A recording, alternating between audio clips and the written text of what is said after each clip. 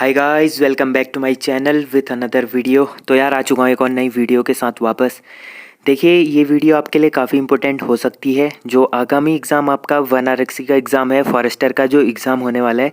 अब देखिए आज 8 तारीख हो चुकी है, उसके बाद 2-3 दिन अभी बचे हैं एग्ज़ाम के। तो फिर आप लोगों के लिए मैं एक जो प्रैक्टिस सेट है वो लेके आया हूँ। इसमें हम लोग जो साइंस के इंपॉर्टेंट क्वेश्चंस होंगे, जैसे बायोलॉजी है, फिजिक्स है, जो एग्ज़ाम बेस्ड हैं, तो प्रीवियस ईयर एग्ज़ाम्स में पूछे गए क्वेश्चंस हैं, तो उन्हीं क्वेश्चंस को मैं आप लोगों के सामने लेके आया हूँ। तो इसको स्टार्ट करते हैं। आज जो होगा हमारा ये जीव विज्ञान का होगा, दूसरी वीडियो आएगी उसमें हम फिजिक्स के बारे में बात करेंगे। तो बायोलॉजी का जो पहला क्वेश्चन है, न्यूमोनिया मानव शरीर के निम्नलिखित में से किस अंग को प्रभावित करता है। अब देखिए जो न्यूमोनिया होता है, निमोनिया जिसको बोला जाता है, तो मानव शरीर के किस अंग को प्रभावित करता है। ठीक है, तो ये बेसिकली फेफड़ों में होता है। ठीक है, फिर है पादप कोशिका भित्ति निम्नलिखित में से किससे बनी होती है। देखिए जो पादप कोशिका भित्ति बनी होती है, तो ये किस चीज़ से बनी होती है, ये बनी होती है सेल्यूलोज से। ठीक है, जो सेल्यूलोज होता है, सेल्यूलोज से बनी होती है पादप कोशिका भित्ति। फिर अगला क्वेश्चन है, निम्नलिखित में से कौन सबसे बुद्धिमान स्तनधारी है। अब देखिए इनमें जो स्तनधारी दिए गए हैं, इनमें से सबसे बुद्धिमान कौन होता है, तो जो सबसे बुद्धिमान होता है वो होती है डॉल्फिन। ठीक है, डॉल्फिन क्या होती है, सबसे बुद्धिमान स्तनधारी होती है। फिर है पौधों का विकास किससे प्रभावित होता है। देखिए जो पौधे होते हैं, पौधों का विकास होता है जो, वो किस चीज़ से प्रभावित हो जाता है, तो ये बेसिकली प्रभावित होता है प्रकाश की गुणवत्ता, मात्रा और अवधि के कारण। ठीक है, इन चीज़ों से क्या होता है, प्रभावित होता है। फिर अगला क्वेश्चन देखिए, फ्लोएम एक ऊतक है। फ्लोएम क्या है, एक ऊतक है जो निम्नलिखित में से किस में पाया जाता है। देखिए फ्लोएम आप लोगों ने पढ़ा होगा, तो ये क्या होता है, एक बेसिकली टिश्यू होता है, मतलब ऊतक होता है। ठीक है, तो ये निम्नलिखित में से किस में पाया जाता है, तो ये पाया जाता है पौधों में। ठीक है, पौधों में पाया जाता है फ्लोएम। फिर देखिए अगला क्वेश्चन है, पायरिया निम्न में से किसका रोग है। तो देखिए जो पायरिया होता है, तो ये पायरिया होता किस अंग में, शरीर के कौन से अंग में होता है, ये होता है मसूड़ों में। ठीक है, मसूड़ों में हो जाता है पायरिया। तो देखिए अगला क्वेश्चन है, पौधे अपने पोषक तत्व मुख्यतः कहाँ से प्राप्त करते हैं। देखिए जो पौधे होते हैं, पौधे अपना जो पोषक तत्व होता है, ये मुख्यतः कहाँ से प्राप्त करते हैं, तो ये प्राप्त करते हैं मिट्टी से। ठीक है, मिट्टी से इनको क्या प्राप्त होता है, पोषक तत्व प्राप्त होते हैं। फिर देखिए अगला क्वेश्चन है, संतरे में बहुतायत में होता है। तो देखिए संतरे में कौन सा विटामिन पाया जाता है, तो संतरे में होता है हमारा विटामिन सी। देखिए जितने भी ज़्यादातर खट्टे वाले जितने पदार्थ होते हैं, खट्टे पदार्थ मतलब फल फूल जो भी चीज़ें होती है, तो उनमें बेसिकली विटामिन सी पाया जाता है। जैसे संतरा है, माल्टा है, नींबू है, आंवला है, इनमें क्या पाया जाता है, विटामिन सी पाया जाता है। फिर अगला क्वेश्चन है, नींबू का खट्टा स्वाद इनमें से किसकी उपस्थिति के कारण होता है। देखिए जो नींबू में खट्टा स्वाद होता है, तो ये किसकी उपस्थिति के कारण होता है बेसिकली, तो ये होता है साइट्रिक अम्ल। ठीक है, जो साइट्रिक अम्ल होता है, सिट्रिक अम्ल या साइट्रिक अम्ल, इसके कारण ही क्या होता है, नींबू का स्वाद खट्टा होता है। फिर अगला क्वेश्चन है, कर्कटजनक रसायन से होता है। अब देखिए जो कर्कटजनक रसायन होता है, तो ये इससे क्या होता है। ठीक है, जो ये केमिकल होता है, इससे कौन सी बीमारी होती है, इससे होती है कैंसर की बीमारी। ठीक है, कर्कटजनक रसायन से क्या होता है, कैंसर होता है। फिर अगला क्वेश्चन है, त्वचा की ऊपरी सतह क्या कहलाती है। अब देखिए जो हमारी त्वचा है, त्वचा की जो ऊपरी वाली सतह है, इसको क्या कहते हैं, तो इसको बोला जाता है अधिचर्म यानी एपिडर्मिस। ठीक है, एपिडर्मिस या अधिचर्म इसको बोला जाता है। फिर है मशरूम किसके उदाहरण हैं। तो देखिए जो मशरूम होते हैं, मशरूम किसके उदाहरण होते हैं, तो बेसिकली फंजाई होते हैं यानी कवक होते हैं। ठीक है, कवक के उदाहरण होते हैं। फिर है, हमारे रुधिर में ऑक्सीजन का परिवहन एक प्रोटीन द्वारा होता है जिसका नाम है। देखिए जो हमारे ब्लड है, रुधिर है, रुधिर में क्या होता है, ऑक्सीजन का परिवहन होता है। ठीक है, तो ये किसके थ्रू होता है, एक प्रोटीन होता है, प्रोटीन के थ्रू होता है, जिसका नाम क्या होता है, इसका नाम होता है हीमोग्लोबिन। ठीक है, हीमोग्लोबिन के थ्रू ही क्या होता है, हमारे ब्लड में ऑक्सीजन का परिवहन होता है। फिर देखिए दालें किसका अच्छा स्रोत होती हैं। देखिए जो दालें होती हैं, ये किसका अच्छा स्रोत होती हैं, तो ये होती हैं प्रोटीनों का। ठीक है, बेसिकली जितने भी दाल होते हैं, इससे हमें प्रोटीन मिलता है। अब देखिए निम्नलिखित में से कौन सा मेरुरज्जु का एक महत्वपूर्ण कार्य है। तो हमारा जो मेरुरज्जु होता है, इसका महत्वपूर्ण कार्य क्या होता है, तो इसका कार्य होता है प्रतिवर्ती क्रियाओं को नियंत्रण करना। ठीक है, प्रतिवर्ती क्रियाओं का नियंत्रण करना ही क्या होता है, मेरुरज्जु का कार्य होता है। फिर अगला क्वेश्चन देखिए, गेहूं में प्रोटीन का प्रतिशत कितना होता है। तो देखिए जो गेहूं अनाज है, अनाज जो गेहूं अनाज है इसमें प्रोटीन का प्रतिशत कितना होता है। तो देखिए बेसिकली हमें गेहूं से भी प्रोटीन प्राप्त होता है, तो इसमें कितना ज़्यादा प्रोटीन हमें मिलता है, तो ये मिलता है 12%। ठीक है, 12% प्रोटीन हमें कहाँ से प्राप्त होता है, गेहूं से प्राप्त होता है। फिर देखिए विटामिन शब्द का जनक कौन है। अब देखिए जो विटामिन शब्द है, विटामिन शब्द का जनक किसे माना जाता है, तो ये माना जाता है कासिमिर फंक को। ठीक है, जो कासिमिर फंक थे, कासिमिर फंक ने क्या करी थी, विटामिन शब्द की खोज करी थी, ऐसा बोल सकते हैं। विटामिन शब्द का जनक बोला जाता है कासिमिर फंक को। फिर देखिए अगला क्वेश्चन है, शहद का प्रमुख घटक है। तो देखिए शहद का प्रमुख घटक क्या होता है, ये होता है फ्रक्टोज। ठीक है, इसको क्या कहते हैं, फ्रक्टोज कहते हैं, जो शहद का प्रमुख घटक है। देखिए गाइस, ये जितने भी क्वेश्चन मैं आपको करा रहा हूँ ये सारे प्रीवियस ईयर एग्जाम्स में पूछे गए हैं, चाहे वो यूपीएसएससी में हो, यूपीपीएससी में हो, या यूकेपीएससी यूकेएसएससी में हो, तो ये सारे क्वेश्चन प्रीवियस ईयर एग्जाम्स में पूछे गए हैं, तो काफ़ी इंपॉर्टेंट होते हैं आपके एग्जाम के लिए।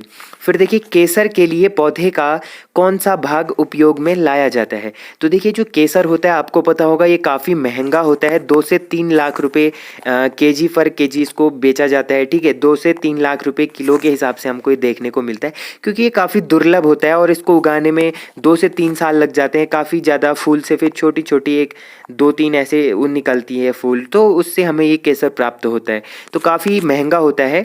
तो क्वेश्चन में पूछा गया है कि केसर के लिए पौधे का कौन सा भाग उपयोग में लाया जाता है। अब देखिए जो केसर बेसिकली हमको प्राप्त होता है, तो पौधे के कौन से भाग से हमको प्राप्त होता है। ठीक है, तो ये बेसिकली प्राप्त होता है वर्तिकाग्र। अब आपने पादप कोशिका में जो फूलों का जननांग वो चीज़ें पढ़ी होंगी, तो उसमें आपने पढ़ा होगा वर्तिकाग्र। ठीक है, तो वर्तिकाग्र से हमको क्या होता है, केसर प्राप्त होता है। फिर देखिए फैलोपियन ट्यूब को काटना और बांधना कहलाता है। देखिए जो फैलोपियन ट्यूब होता है ये बेसिकली जैसे कोई लेडीज़ होती है उनमें प्रेगनेंसी वगैरह होती है, तो उसमें फैलोपियन ट्यूब होता है। अब जिन्होंने बायोलॉजी पढ़ी होगी उनको पता होगा, ठीक है, मैथ्स वालों को थोड़ा सा कम पता होगा। तो देखिए फैलोपियन ट्यूब को काटना और बांधना कहलाता है। तो इस ट्यूब को काटना और बांधना जो ये प्रोसेस होती है इसको क्या कहते हैं, इसको कहा जाता है ट्यूबेक्टोमी। ठीक है, ट्यूबेक्टोमी इसको बोला जाता है। जो फैलोपियन ट्यूब को काटना और बांधना जो प्रोसेस होती है इसको कहते हैं ट्यूबेक्टोमी। ठीक है, फिर देखिए सीटी स्कैन में उपयोग होता है। तो देखिए सीटी स्कैन में उपयोग क्या होता है, एक्सरे। ठीक है, सीटी स्कैन में उपयोग होता है एक्सरे। फिर अगला क्वेश्चन देखिए, मानव रक्त में प्लाज्मा की लगभग कितनी मात्रा होती है। तो देखिए जो मानव का रक्त होता है इसमें प्लाज्मा पाया जाता है, तो प्लाज्मा की लगभग कितनी मात्रा इसमें होती है, तो ये होती है हमारा 55 से लेकर 60%। ठीक है, 55 to 60% क्या होता है इसमें, मानव रक्त में प्लाज्मा पाया जाता है। अगला क्वेश्चन देखिए, रक्त है। अब देखिए रक्त क्या होता है, रक्त हमारा बेसिकली क्षारीय होता है। अब आपने पढ़ा होगा जैसे पीएच स्केल में 7 है, 7 से जो लेफ्ट साइड को 6, 5, 4, 3, 2, 1 ये जितने भी होंगे यहाँ को क्या होते हैं, अम्ल होते हैं। यहाँ को जितने भी आगे को बढ़ेंगे 7, 8, 9, 10 तो ये क्या होते हैं, क्षार होते हैं। ठीक है, ये जो क्षार होते हैं ये कड़वे होते हैं, जो अम्ल होते हैं वो क्या होते हैं, खट्टे होते हैं। तो रक्त का पीएच क्या है, तो देखिए रक्त का पीएच मान भी पूछा गया है, तो रक्त का पीएच मान होता है 7.4। ठीक है, 7.4 क्या होता है, रक्त का पीएच मान होता है। अब देखिए पीएच मान भी आपको याद करने होते हैं, तो पानी का, रक्त का, बहुत सारी चीज़ों का ऐसे पूछा जाता है। फिर देखिए निक्टोलोपिया रतौंधी नामक रोग किस विटामिन की कमी से होता है। ठीक है, निक्टोलोपिया या इसको रतौंधी भी बोला जाता है, तो ये जो रोग है ये किस विटामिन की कमी से होता है, तो ये होता है हमारा विटामिन ए की कमी से। ठीक है, विटामिन ए की कमी से क्या होता है, रतौंधी नामक रोग होता है।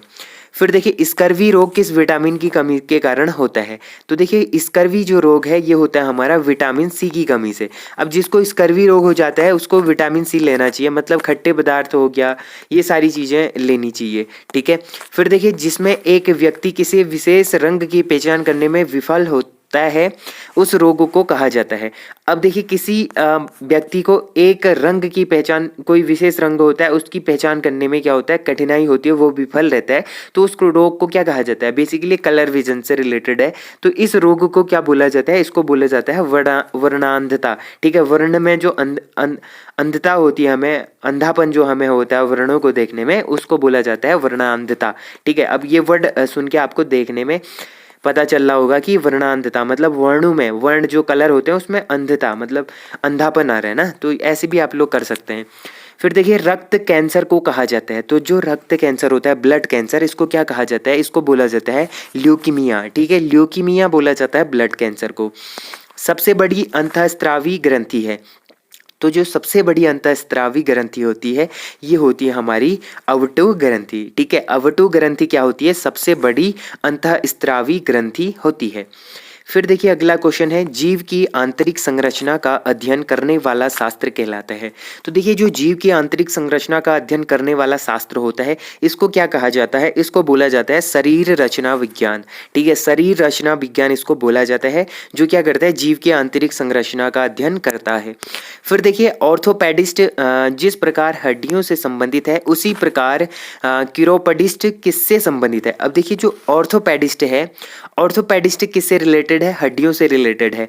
तो यहाँ पर पूछा गया है जो किरोपोडिस्ट है, किरोपेडिस्ट किससे संबंधित है? तो ये संबंधित हो जाएगा हमारा पाँव से। ठीक है, पैर से संबंधित होता है किरोपेडिस्ट।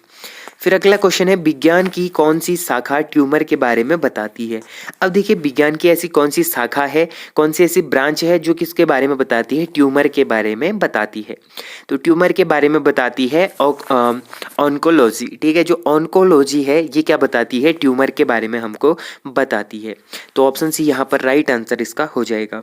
फिर देखिए अगला क्वेश्चन है, हमारे शरीर में कुल पोषक तत्वों तथा खनिजों का 90% शरीर के किस भाग में सर्वाधिक रूप से सोख लिया जाता है?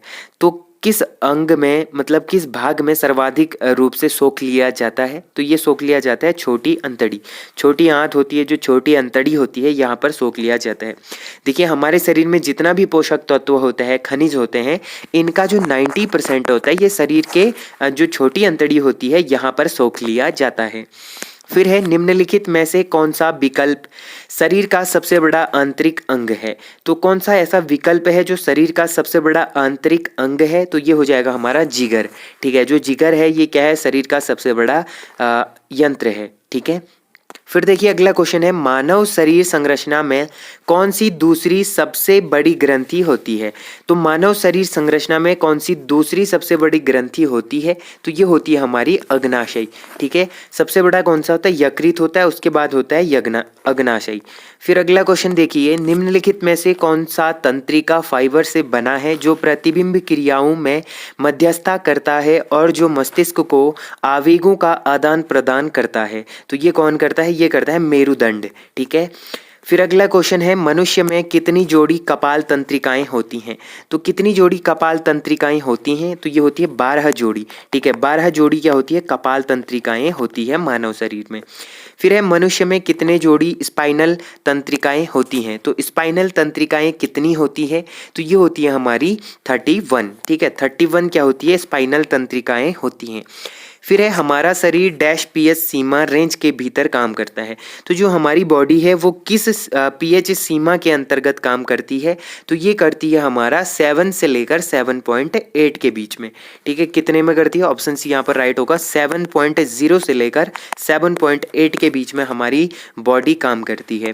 फिर देखिए, रक्त में श्वेत रक्त कोशिकाओं की सामान्य संख्या डैश हजार मिमी क्यूब है। तो देखिए जो रक्त में श्वेत रक्त कोशिकाएं होती हैं इनकी सामान्य संख्या कितनी होती है? तो ये होती है हमारा 4.5 से लेकर 10 तक। ठीक है, ऑप्शन भी यहाँ पर राइट होगा, 4.5 से लेकर 10,000 प्रति मिली क्यूब के स्क्वायर के 4.10। ठीक है, कितना हो जाएगा? 4.10 हजार प्रति मिली क्यूब के बराबर होता है। ठीक है, फिर देखिए, एक वयस्क व्यक्ति में लाल रक्त कोशिकाओं की सामान्य संख्या डैश मिलियन मिमी क्यूब होती है।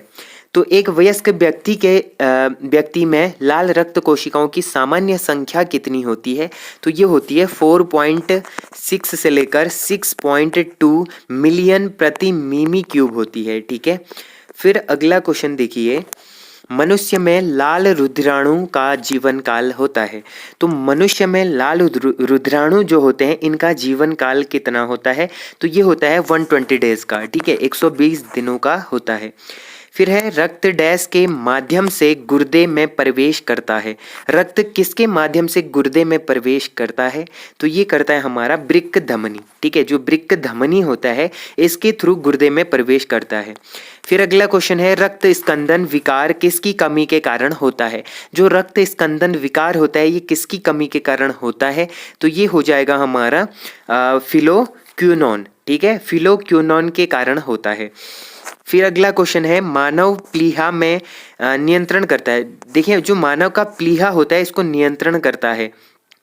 तो इसको कौन नियंत्रण करता है? इसको करता है रक्त आयतन। ठीक है, रक्त आयतन क्या करता है? मानव प्लीहा को नियंत्रण करता है। फिर देखिए अगला क्वेश्चन है मानव रक्त के किस रक्त समूह को सर्वजन दानी कहा जाता है? देखिए, मानव रक्त के किस रक्त समूह को सर्वजन दानी कहा जाता है? तो ये बोला जाता है हमारा ओ पॉजिटिव को। ठीक है, जो ओ होता है, ओ ग्रुप होता है, इसको क्या कहा जाता है? सर्वजन दानी। मतलब जो ओ पॉजिटिव होता है ये सभी को अपना रक्त दे सकता है, और जो ए बी पॉजिटिव होते हैं ये क्या करते हैं? सभी से रक्त ले सकते हैं। फिर अगला क्वेश्चन है यदि माता पिता में रक्त समूह A/A हो तो बच्चों में संभावित रक्त समूह क्या होगा? तो इनमें भी क्या हो जाएगा हमारा? A या O होगा। ठीक है, या तो A होगा या फिर O हो जाएगा। फिर अगला क्वेश्चन देखिए औसतन एक मानव शरीर में रक्त का भार शरीर की तुलना में लगभग कितना होता है?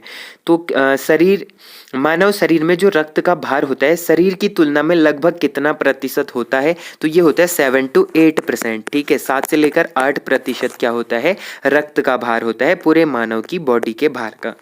फिर देखिए रुधिर का पीएच होता है, तो रुधिर का पीएच मान कितना होता है? 7.3 से लेकर 7.5 तक होता है। ठीक है, 7.3 से लेकर 7.5 तक होता है।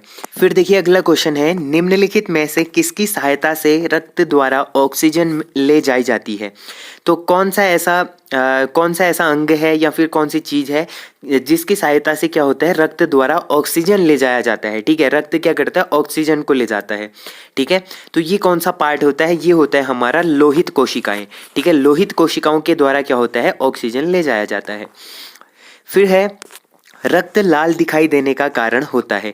तो रक्त का रंग लाल क्यों होता है? ये बचपन से हम लोग पढ़ते आ रहे हैं, तो ये हीमोग्लोबिन के कारण होता है। ठीक है, हीमोग्लोबिन के कारण ही रक्त का रंग लाल हमें दिखाई देता है।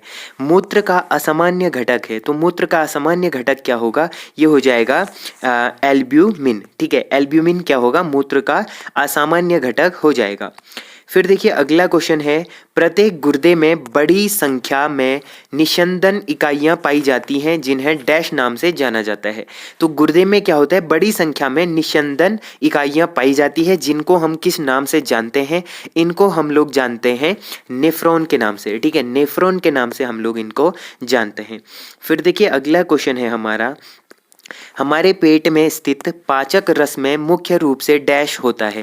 तो देखिए हमारे पेट में स्थित पाचक रस जो होता है ये मुख्य रूप से डैश होता है। तो ये क्या होता है? ये होता है हमारा हाइड्रोक्लोरिक अम्ल। ठीक है, HCl होता है। हाइड्रोक्लोरिक एसिड क्या होता है? ये पाचक रस होता है। अगला क्वेश्चन देखिए प्रकाश संश्लेषण में रोशनी किस ऊर्जा में परिवर्तित हो जाती है? तो देखिए जो प्रकाश संश्लेषण होता है, तो प्रकाश संश्लेषण में जो रोशनी होती है ये किस ऊर्जा में परिवर्तित होती है? तो ये हो जाती है हमारी रासायनिक ऊर्जा में। ठीक है, फिर अगला क्वेश्चन है निम्नलिखित में से कौन सी प्रक्रिया एक रासायनिक परिवर्तन है? तो इनमें से कौन सी ऐसी प्रक्रिया है जो क्या है? एक रासायनिक परिवर्तन है। तो ये हो जाएगा पौधे में प्रकाश संश्लेषण। ठीक है, फिर अगला क्वेश्चन है क्लोरोफिल जलाया जाए तो कौन सा तत्व शेष बचेगा? अगर हम लोग क्लोरोफिल को जला देंगे तो कौन सा ऐसा एलिमेंट है, कौन सा ऐसा तत्व है जो बच जाएगा, शेष बच जाएगा, वो नहीं जलेगा? तो ये हो जाएगा हमारा Mg यानी मैग्नीशियम। ठीक है, Mg क्या हो जाएगा? बच जाएगा। फिर अगला क्वेश्चन देखिए निम्नलिखित में से उस विटामिन की कमी से विकास का चयन करें जिसमें मुंह, गले, पैर के निचले हिस्से एवं पैर के पंजों में लाल रंग के धब्बे उत्पन्न होते हैं। तो ये हो जाएगा हमारा पेलाग्रा। ऑप्शन ए इसका राइट आंसर होगा। फिर अगला क्वेश्चन है रक्त स्कंदन के लिए डैश आवश्यक है? तो देखिए रक्त स्कंदन के लिए क्या आवश्यक होता है? तो रक्त स्कंदन के लिए आवश्यक होता है विटामिन के। ठीक है, विटामिन के क्या होता है? रक्त स्कंदन के लिए आवश्यक होता है। फिर है वसा में घुलने वाले विटामिन के कितने प्रकार उपलब्ध हैं? तो वसा में घुलने वाले जो विटामिन होते हैं इसके कितने प्रकार हमको उपलब्ध होते हैं? तो इसके कितने प्रकार होते हैं? 4 प्रकार होते हैं। फिर देखिए अगला क्वेश्चन है, वसा में घुलनशील विटामिन है। तो देखिए वसा में घुलने वाला विटामिन कौन कौन से हैं? तो ये हो जाएंगे हमारे vitamin A, vitamin D, vitamin E और विटामिन के। ठीक है, ये वसा में घुलनशील विटामिन है। फिर देखिए निम्न में से कौन सा विटामिन वसा में घुलनशील नहीं है? अब यहाँ पर पूछा गया है घुलनशील कौन सा नहीं है। तो देखिए विटामिन जो सी होता है ये वसा में घुलनशील नहीं होता है। ठीक है, ये वसा में नहीं घुलता है। बाकी इसके अलावा विटामिन ए है, विटामिन डी है, विटामिन ई है, विटामिन के है, ये सभी वसा में घुलनशील होते हैं। विटामिन सी वसा में नहीं घुलता है। ठीक है, निम्न में से कौन सा विटामिन पानी में घुलनशील नहीं है? अब नहीं है पूछा गया है। अब आप लोग काफ़ी कन्फ्यूजन भी रहता है, घुलनशील है नहीं है, तो नहीं है या है, इनमें ज़्यादातर कन्फ्यूज होते हैं क्योंकि हम लोग क्वेश्चन को अच्छे से नहीं पढ़ते। तो विटामिन पानी में घुलनशील है, अगर आप लोगों को है वाला याद होगा आप टिक कर दोगे। यहाँ पर पूछा है नहीं है। ठीक है, तो कौन सा ऐसा विटामिन है जो पानी में घुलनशील नहीं है? तो ये हो जाएगा हमारा रेटिनॉल। ठीक है, विटामिन जो रेटिनॉल है ये क्या नहीं होता है, पानी में घुलनशील नहीं होता है। फिर है निम्नलिखित में से कौन सा विटामिन पानी में घुलनशील है? अब यहाँ पर पूछा गया है घुलनशील है, तो कौन सा हो जाएगा? विटामिन सी क्या हो जाएगा? पानी में घुलनशील हो जाएगा। विटामिन सी पानी में घुल जाता है लेकिन वसा में ये नहीं घुलता है। ठीक है, जल में घुलनशील विटामिन है, तो जल में कौन सा विटामिन घुलनशील होगा? ये हो जाएगा विटामिन बी। ठीक है, विटामिन बी क्या होता है? जल में घुलनशील विटामिन होता है। फिर अगला क्वेश्चन देखिए, निम्नलिखित में से किस विटामिन की कमी से बच्चों में सूखा रोग यानी इसको रिकेट्स भी बोला जाता है, तो ये विकार पैदा होता है। तो रिकेट्स रोग बच्चों में किस विटामिन की कमी से होता है? तो ये होता है विटामिन डी की कमी से। फिर अगला क्वेश्चन है, निम्नलिखित में से किस विटामिन को एस्कॉर्बिक एसिड कहा जाता है? तो देखिए एस्कॉर्बिक एसिड बोला जाता है हमारा विटामिन सी को। विटामिन सी का रासायनिक नाम क्या है? तो विटामिन सी का रासायनिक नाम हो जाएगा एस्कॉर्बिक अम्ल यानी एस्कॉर्बिक एसिड इसको बोला जाता है। फिर देखिए विटामिन सी का रासायनिक नाम क्या है? तो ये बार बार पूछा जाने वाला क्वेश्चन है, तो इसको बोलते हैं एस्कॉर्बिक एसिड। ठीक है, क्या बोलते हैं? एस्कॉर्बिक एसिड इसको बोला जाता है। विटामिन सी की कमी से जो रोग होता है उसे कहा जाता है। तो विटामिन सी की कमी से जो रोग होता है उसको क्या कहा जाता है? इसको बोला जाता है स्कर्वी। ठीक है, स्कर्वी होता है विटामिन सी की कमी से। फिर देखिए अगला क्वेश्चन है हमारा, निम्नलिखित में से किस विटामिन की कमी के कारण मसूड़े में रक्तस्राव हो जाता है और घाव भरने में अधिक समय लगता है? देखिए जब हमारे गम्स होते हैं, मसूड़े होते हैं, उनमें क्या होता है? रक्त निकलने लगता है, रक्त का स्राव होता है, तो उसका जो घाव भरने में अधिक समय लगता है, तो ये किस विटामिन की कमी के कारण होता है? तो ये होता है हमारा विटामिन सी की कमी से। ठीक है, विटामिन सी की कमी के कारण होता है। अब देखिए एक होता है विटामिन के की कमी से क्या नहीं होता है? खून का थक्का नहीं बनता है। अगर हमारे हाथ पैर बॉडी में कहीं पर भी कट जाता हो, ब्लडिंग होते रहती है, ब्लड जमता नहीं है, थक्का नहीं बनता, तो उसमें कमी होती है विटामिन के की। फिर है खाना बनाते समय निम्नलिखित में से कौन से विटामिन अत्यधिक ताप के कारण आसानी से नष्ट हो जाते हैं? तो कौन से विटामिन नष्ट हो जाते हैं? ये हो जाते हैं विटामिन सी। अब देखिए विटामिन सी काफ़ी इंपॉर्टेंट है, इससे काफ़ी सारे क्वेश्चंस बनते हैं। बादाम कौन से विटामिन में समृद्ध होते हैं? तो बादाम कौन से विटामिन में समृद्ध होते हैं? ये होते हैं विटामिन ई में। फिर अगला क्वेश्चन है, घातक रक्ताल्पता वह स्थिति है जिसमें शरीर पर्याप्त मात्रा में स्वस्थ लाल रक्त कोशिकाएं नहीं बना पाता क्योंकि इसमें पर्याप्त मात्रा में डैश नहीं होता है। तो क्या नहीं होता है इसमें? इसमें नहीं होता है विटामिन B12। ठीक है, फिर है निम्नलिखित में से कौन सा विटामिन मुख्य रूप से पशु उत्पादों में विशेष रूप से मांस और डेयरी उत्पादों में पाया जाता है? तो ये पाया जाता है हमारा विटामिन B12। ठीक है, फिर अगला क्वेश्चन है, डैश में प्रचुर मात्रा में विटामिन खनिज beta carotene, vitamin C, folate, iron, magnesium, carotenoid, phytochemical और प्रति ऑक्सीकारक पाए जाते हैं। ठीक है, तो इसमें पूछा गया है कि डैश में, तो किस में प्रचुर मात्रा में विटामिन होते हैं, खनिज होते हैं, बीटा होते हैं, कैरोटीन होते हैं और विटामिन सी होता है, फोलेट होता है, आयरन होता है, मैग्नीशियम होता है, कैरोटीनॉइड होता है, फाइटोकेमिकल होता है, प्रति ऑक्सीकारक होते हैं। तो ये किस में होते हैं? ये पूछा गया है। ठीक है, तो ये होते हैं हमारे गहरे हरे रंग का जो पत्तेदार साग होता है। ठीक है, जो गहरे हरे रंग का पत्तेदार साग होता है उसमें इतनी सारी चीज़ें पाई जाती है, तो इसीलिए तो डॉक्टर लोग हमको हरे सब्जी को खाने की सलाह देते हैं। बेरी जैसे कैनबेरी, स्ट्रॉबेरी और रास्पबेरी में कौन सा खनिज पाया जाता है। जो जितने भी बेरी होते हैं जैसे कैनबेरी है, स्ट्रॉबेरी है या रास्पबेरी है, तो इनमें क्या पाया जाता है, कौन सा खनिज इनमें पाया जाता है, तो ये पाया जाता है मैग्नीज। ठीक है, मैग्नीज इनमें पाया जाता है। फिर देखिए थायराइड ग्रंथि के सामान्य कामकाज के लिए निम्नलिखित पोषक तत्वों में से कौन सा आवश्यक है, तो इनमें से कौन सा आवश्यक है, तो ये होगा हमारा आयोडीन। ठीक है, क्या है, आयोडीन आवश्यक है। फिर है पर्याप्त मात्रा में कार्बोहाइड्रेट प्राप्त करने के लिए व्यक्ति को पर्याप्त मात्रा में डैश खाना चाहिए। तो कार्बोहाइड्रेट प्राप्त करने के लिए व्यक्ति को पर्याप्त मात्रा में क्या खाना चाहिए, तो इनको खाना चाहिए चावल। ठीक है, चावल खाने से ही हमको कार्बोहाइड्रेट प्राप्त होता है। जो बंदे चावल कम खाते हैं उनको कार्बोहाइड्रेट की कमी होती है। निम्नलिखित विकल्पों में से उस हार्मोन की पहचान करें जो बच्चों के बढ़ने में सहायक होता है। तो बच्चों के बढ़ने में कौन सा हार्मोन सहायक होता है, तो ये हो जाएगा हमारा सेमेटोट्रोपिन। ठीक है, सोमेटोट्रोपिन। ठीक है, जो सोमेटोट्रोपिन नामक हार्मोन होता है ये बच्चों को बढ़ने में सहायक होता है, सोमेटोट्रोपिन। ऑप्शन डी यहाँ पर राइट आंसर होगा। तो ये थे गाइस आज के बायोलॉजी के 83 इंपॉर्टेंट क्वेश्चंस। इसके और भी क्वेश्चंस हैं, उनको मैं अगली वीडियो में कराऊंगा। तो होप करता हूँ आप लोगों को ये वीडियो पसंद आई होगी। वीडियो पसंद आई तो वीडियो को मेक श्योर लाइक जरूर करना, और जो लोग चैनल पर नहीं आ रहे हैं चैनल को सब्सक्राइब जरूर करना। तो आप आगामी एग्जाम के लिए आपको ऑल दी बेस्ट। सारे लोग अच्छे से एग्जाम देना। ठीक है, तो मिलते हैं ऐसे इंटरेस्टिंग और अमेजिंग वीडियो के साथ। तब तक के लिए अपना ध्यान रखिए। Take care and bye bye.